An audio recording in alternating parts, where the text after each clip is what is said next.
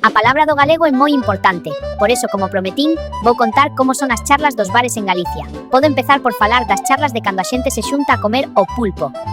As xuntanzas do pulpo sonche ben divertidas. Xuntase un montón de xente nas típicas carpas cos bancos e as mesas, todos xuntos, mesas de 12 ou máis persoas. Está o típico caso de pedímolo con patacas ou sen elas. E o máis importante, cantas botellas de viño pedimos, porque o pulpo tira a beber que é unha maravilla.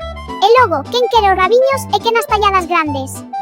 E logo típico que sempre suele ser o cuñao que pregunta como pagamos, xa con pique, e así o avó acaba contestando: tranquilos que pago eu, vos comei o que queirades. Por eso non escatimedes. Eso falase ao principio, empezando a comer. Pero cando empezan a baixar as botellas de viño e os restos de vermú, Xa empezan as boas conversas.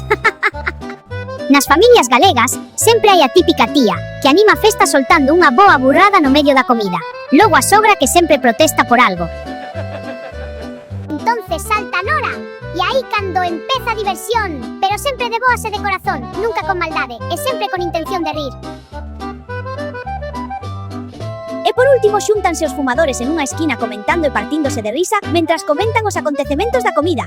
Lembra cando queimaches o polvo? Boa comida, vos amigos. E como teñas un irmán como o meu, entonces sí que te escarallas. Bueno, ata ahora contei as do pulpo, ahora vou contar as mellores, as típicas partidas de cartas. Aí sí que escoitas de todo.